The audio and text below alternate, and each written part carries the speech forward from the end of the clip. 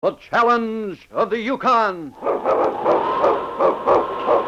It's King, swiftest and strongest lead dog of the North Country, blazing the trail for Sergeant Preston of the Northwest Mounted Police in his relentless pursuit of lawbreakers. On, King! On, you husky! Gold discovered in the Yukon, a stampede to the Klondike in the greedy race for riches. Now back to the days of the gold rush, when Sergeant Preston and his wonder dog King battled through storm and snow to preserve law and order as they met the Challenge of the Yukon.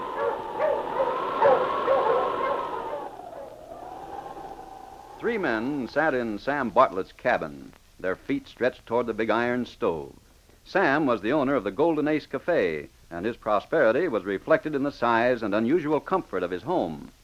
Jim Taylor, a prospector, and Sergeant Preston of the Northwest Mounted Police were Sam's visitors.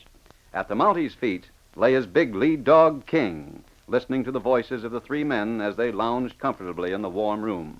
Well, I'm starting my trip to Selkirk tomorrow. I was going to start yesterday, but Chief said it was going to snow. So I postponed... Wait a minute, Jim. Who said it was going to snow? Chief. Chief's one of your dogs, isn't he? Well, sure, you know the one, Sergeant. The big gray husky. He's half wolf. Oh, yes. He told you it was going to snow, huh? Chief's better than any barometer ever made. When he sniffs the air and acts up in a certain way, I'll lay 8-5 it's going to snow or storm. What's the matter? You old sourdoughs are all alike. You spend so much time pushing around this country with a dog team, you think a dog is almost human. Some dogs are, Sam. What? I know how Jim feels about Chief. I feel the same way about King.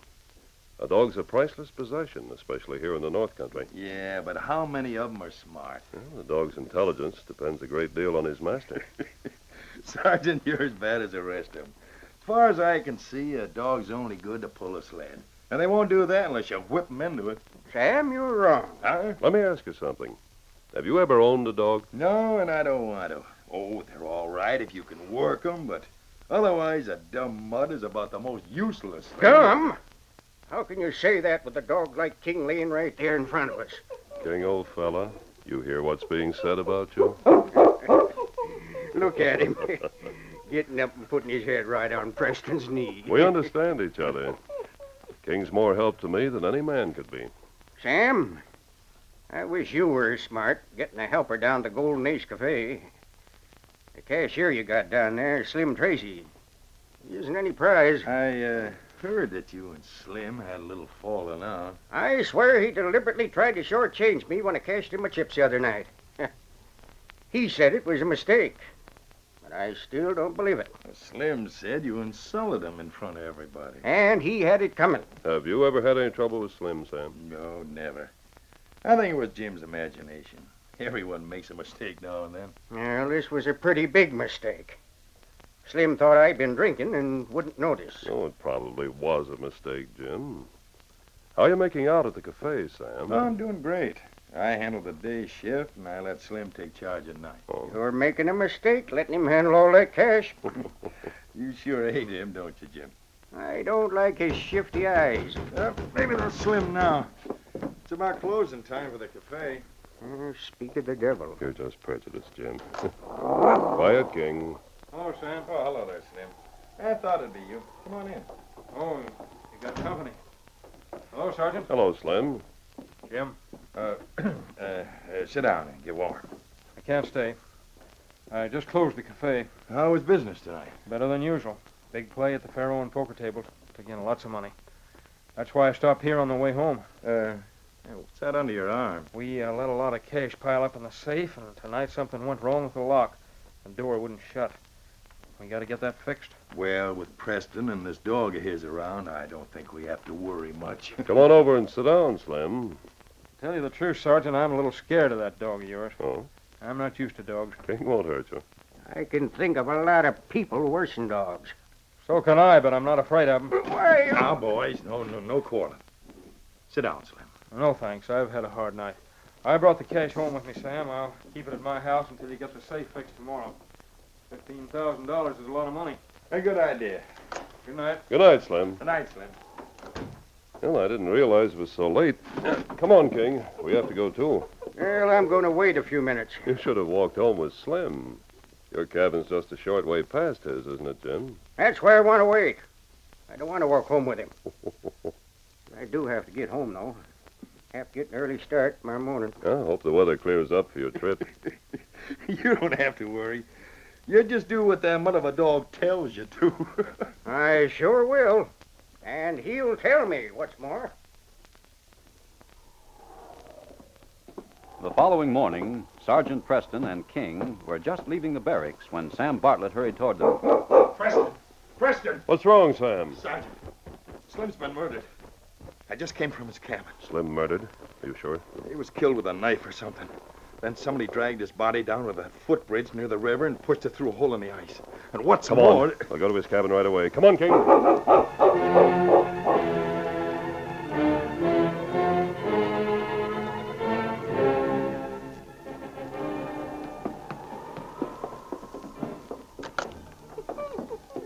Just look at this cabin, Sergeant. Chairs and table tumbled over, broken lamp. Look at these bloodstains all over the floor. Slim must have put up quite a fight. It's easy to see what happened. Someone killed him and robbed him and then dragged his body down to the river. How about that money Slim brought from your cafe last night? That's gone. I looked for it. He was killed fighting for it. Certainly looks like it. He'd have been killed for a lot less than $15,000. Let's follow this trail down the river. Come on, King.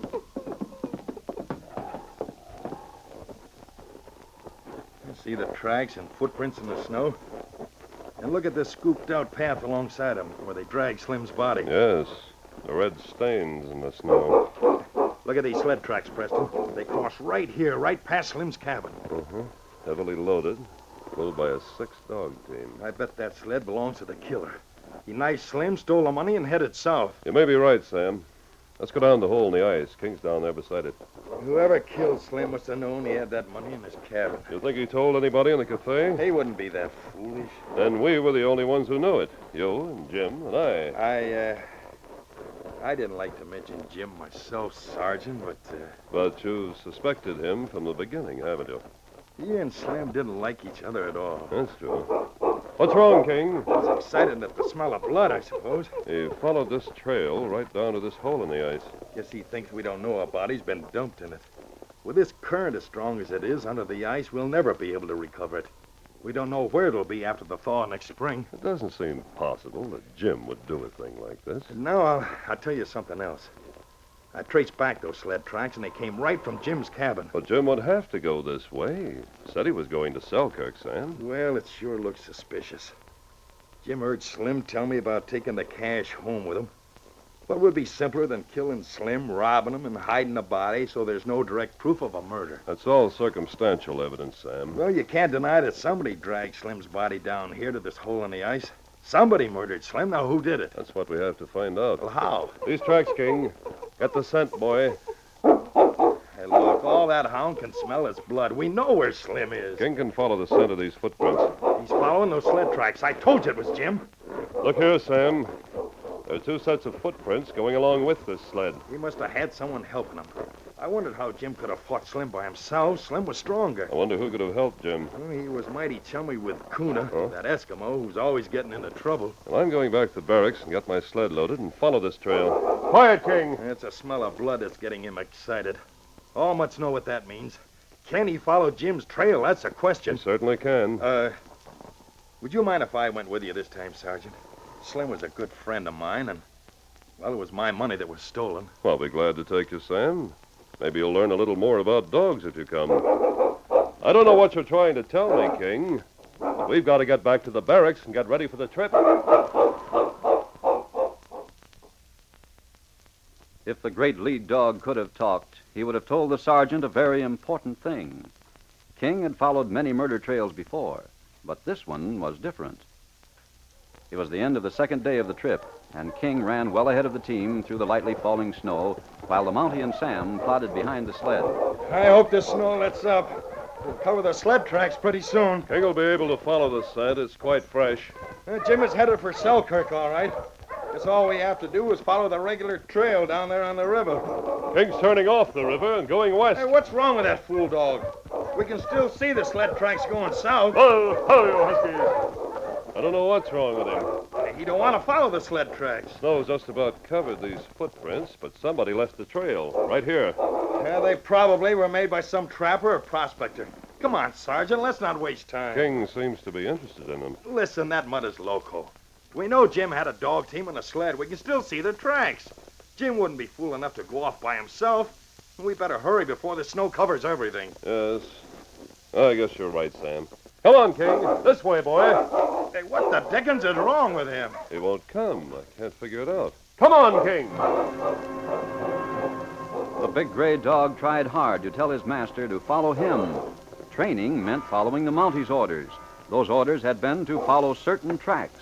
And even though his master seemed to have changed his mind, King's instinct told him the sergeant was wrong. The great dog had been put on the scent of a certain man, and he knew that until that man was caught, his job was unfinished. He ran farther back on the bank of the creek, stood still, and barked. He seems determined that we go that way. What's the matter with that dumb mutt? Does he think we're playing a game with him? Go on and drag him back here. He ain't worth a powder to blow him up. Don't be too sure of that, Sam. I'm going to follow King. Do you mean you're going to leave this trail that we can see with our own eyes and go that way just because that fool dog got off on the wrong trail? I told King to follow the trail of the man who dragged that body down to the ice. That's obviously what he's doing. Now you've gone crazy. Jim's tracks and his sled go south, Sergeant. We can see that. I'm betting on King, Sam. All right, King, we're following you, fella. Ho, you huskies! Push! Push on! The trail through the woods was a difficult one for the dog team and the heavily laden sled. Sergeant Preston and Sam broke the trail with snowshoes, and Sam grumbled at the delay. By nightfall, they reached a wide creek and were about to make camp when the Mountie noticed a small campfire ahead. There's a campfire, Sam. Maybe we finally caught the man we're after. Whoever this fool dog thought he was chasing is a full day ahead by this time. He could make lots better time than we could. Yeah, that looks like an Indian. It is an Indian. Somebody with him, lying there beside the fire. Ho, King! Ho, you huskies! Hello there. Oh. Be careful, Sam. Don't worry, I'm watching.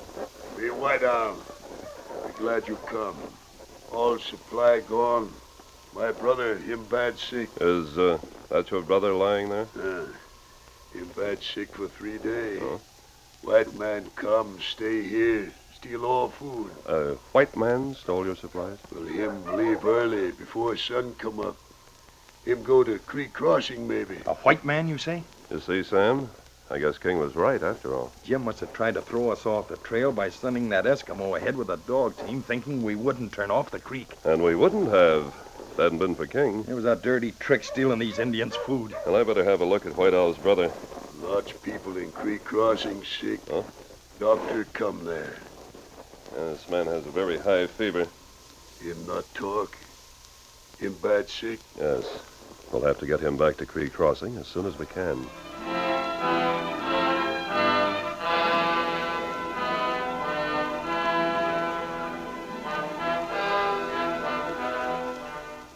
Darkness was falling the following day when Sergeant Preston halted the team to make camp. Their progress had been slow, as the sick man needed constant attention. As they finished making a bed of spruce branches for him, Sergeant Preston bent over the sled to lift him up. Come on, Big Bear. I'll carry you over. Sam, What's wrong, Sergeant? I'm afraid there isn't anything we can do for him. Him worse. I'm sorry, White Owl. Your brother's dead. Dead. But what do you think was wrong with him, Sergeant? What'd he die of? I'm not sure, Sam, but I think it's diphtheria. Diphtheria? Gosh, that's contagious. Now, when he's buried, we better head straight back home. I don't want to go to Creek Crossing if there's a diphtheria epidemic there. What about the man who stole your money? The man who murdered Slim. He must have gone to Creek Crossing. Clean forgot about him. I'm going on to the village, Sam. If Jim's there, it's my duty to get him, and the doctor may need my help. Me go back to village, too. Good, White Owl. Well, seeing as how I'd get lost by myself, Sergeant, maybe I'd better go with you. It's a good idea, Sam. I'll start for Creek Crossing in the morning.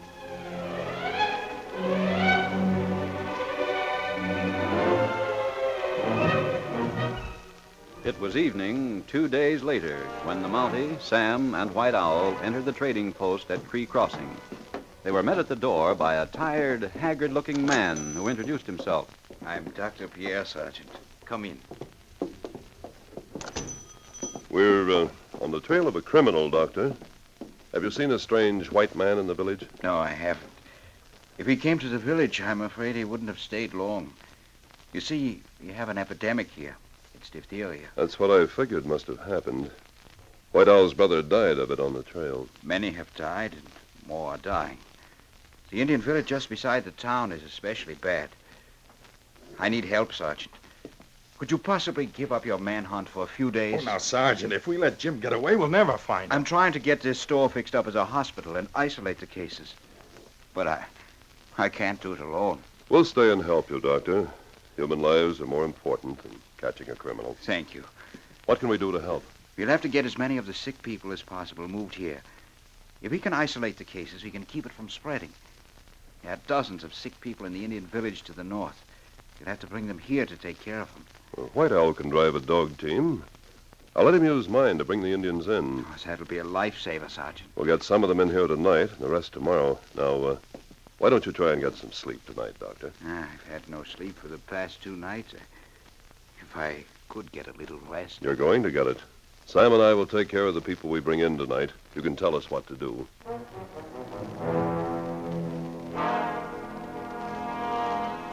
The following day was a busy one, bringing the sick people into the trading post. Sergeant Preston, Sam, and the doctor worked tirelessly. Night had fallen, and Sam and the Mountie were resting in the small back room when Dr. Pierce entered. You'd better sit down, Doctor.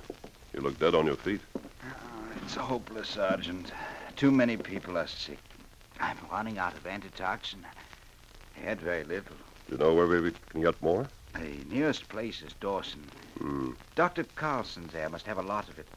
But it would take 3 days to get there. You mean you haven't any more of it?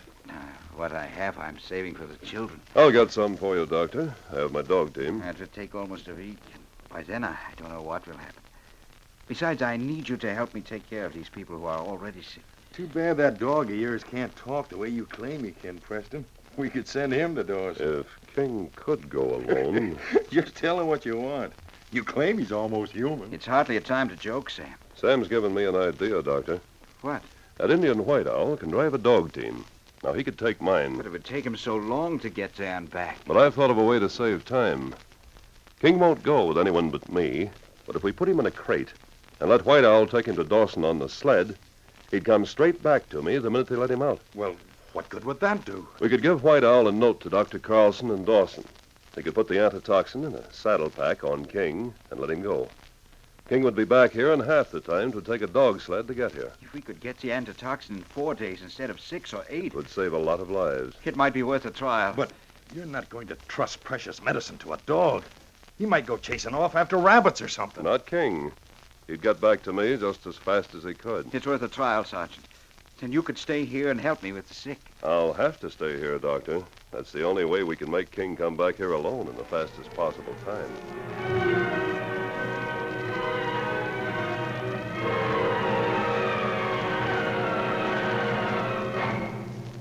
The following morning, before daybreak, White Owl was ready to leave for Dawson.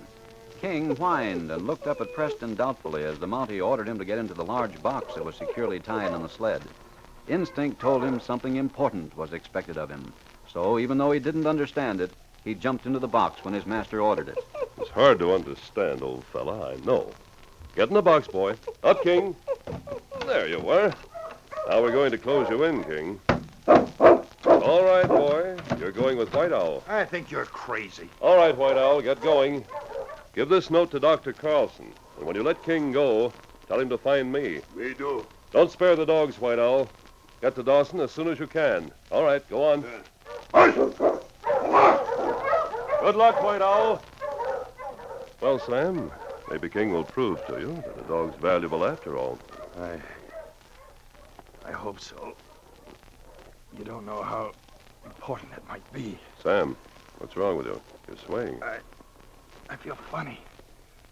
My throat, I didn't want to admit it. I've been dizzy all morning. Sam, get back in the store right away. You should have stayed in bed this morning. Here, let me help you in. I got it all right, Preston. never wanted to believe in a dog the way I do now. What's wrong? Here's our next patient, Doctor. We'd better get a cot ready for Sam.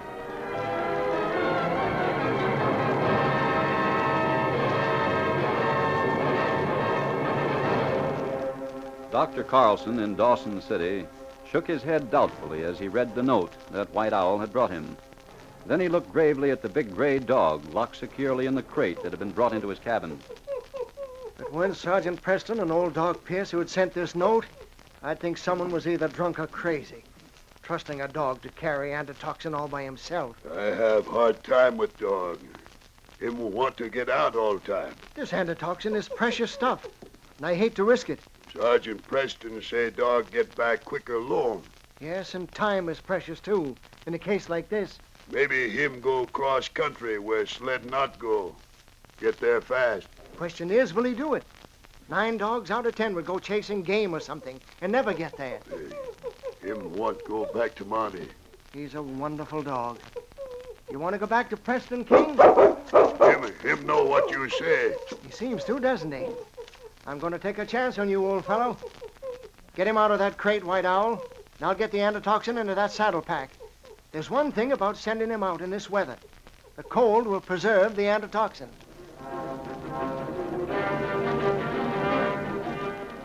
Over the white, empty wasteland of the Yukon, the huge gray dog sped toward his master. The wind blew an icy blast that froze his breath and coated his fur in silver frost. He ran with a long, tireless, mile-eating lope like a wolf, and the drops from his lolling tongue froze before they touched the ground. He ran with one thought, to get back as fast as possible to his master who needed him.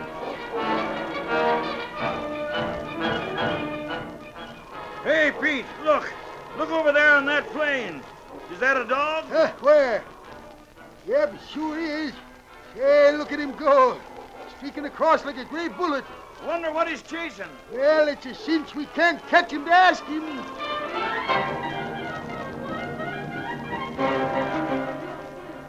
Yeah, look.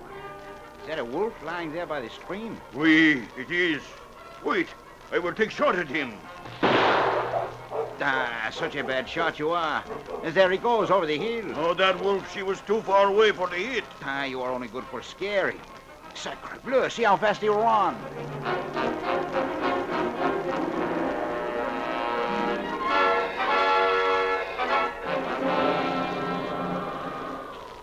The wind howled around the trading post. Darkness had fallen, and the patients tossed and groaned on their cots. Sergeant Preston sat beside Sam, whose eyes were bright with fever. Let me fix your pillow, Sam. There. Thanks, Preston. Any sign of King yet? Why, there's a blizzard, Sam. King couldn't possibly get here until tomorrow, I'm afraid. Sergeant, can you help me? There's a man out in the snow in front of the trading post. He's fallen down. I can't carry him in here alone. Yes, I'll help you, Doctor. We can put him on this cot next to Sam's.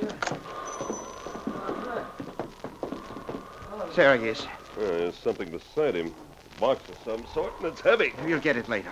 You take his feet, Sergeant. Right. I'll get him on the arms. All right. I'll get the door open. I can shut it with my foot. Who is it, Preston? We don't know yet, Sam. There. Get his boots and park off, Sergeant. I'll go out and bring in the box. All right, Doctor. Where'd he come from? He managed to get as far as the door and then collapsed. Why, What's wrong? it's Slim. Why, it can't be. Slim was murdered. Slim wasn't murdered. King was following Slim's trail, not Jim's. Then whose body is under the ice? We won't know that till Slim gets conscious. Here's the box this man was carrying. It's very heavy. That box belongs to Sam, Doctor. It's full of money. This is the man we were trailing. It's a man who stole some money from Sam and supplies from White Owl and his brother. That's right. There you are, Sam. He must have caught diphtheria from White Owl's brother when they camped together that night. Just put it down beside the bed, Doc. I don't seem to care about it now. All I want is to have King get back. Oh, I think Slim's getting conscious, Doctor. He has a high fever. I doubt that he'll live until morning. Hand me that glass of brandy, Sergeant. All right. There you are. Where am I? Drink this, Slim.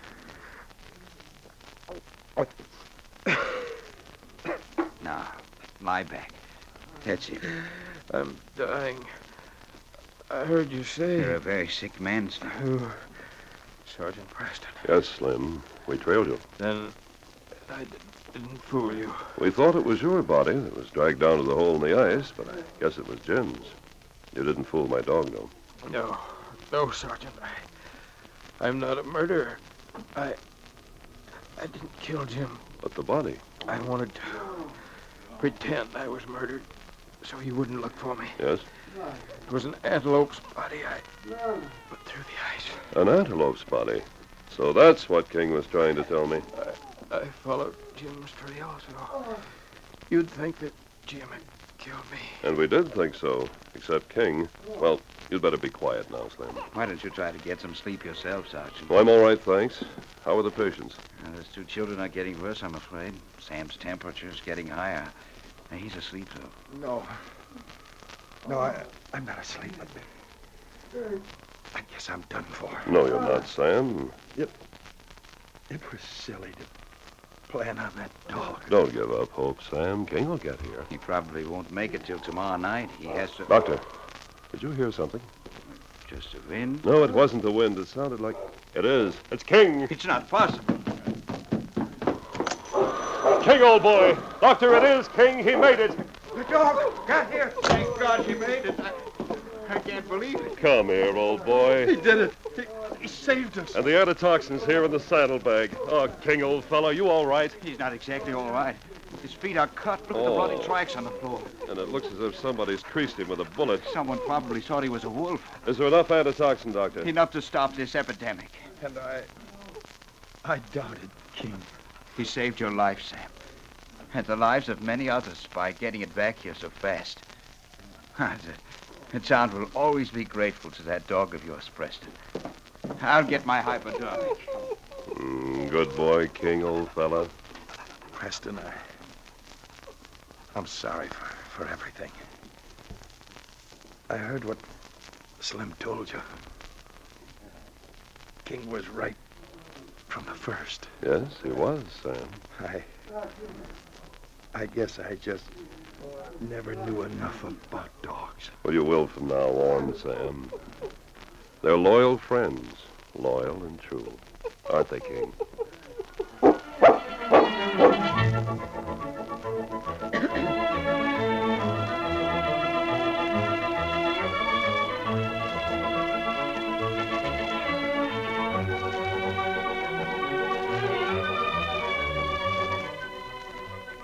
The Challenge of the Yukon, a copyrighted feature, is brought to you each week at this time, and all characters, names, and incidents used are fictitious. Listen again next week to another exciting adventure during the days of the gold rush. L. Prow speaking. This program came to you from Detroit. If you were asked to name the present lightweight boxing champion and you answered Ike Williams, you'd be right, because Ike is recognized as the world's title holder by the National Boxing Association. If you answered Bob Montgomery, you'd still be correct because Bobcat Bob is the New York State Athletic Commission's choice for champ. But this confusing situation will be cleared up Monday night, for that's when Montgomery and Williams battle it out for the undisputed lightweight championship of the world. And you'll be able to hear the blow-by-blow account on ABC. Ace fightcaster Don Dunphy will describe the action, and sports expert Bill Coram will deliver the between-round analyses and the color background. Considering the fact that both Montgomery and Williams are capable boxers and heavy punchers, plus the fact that they're evenly matched, this fight for the undisputed world's lightweight title promises to be a real thriller. So listen this Monday night when it's broadcast over most ABC stations on Cavalcade of Sports. This is ABC, the American Broadcasting Company. VintageRadioshows.com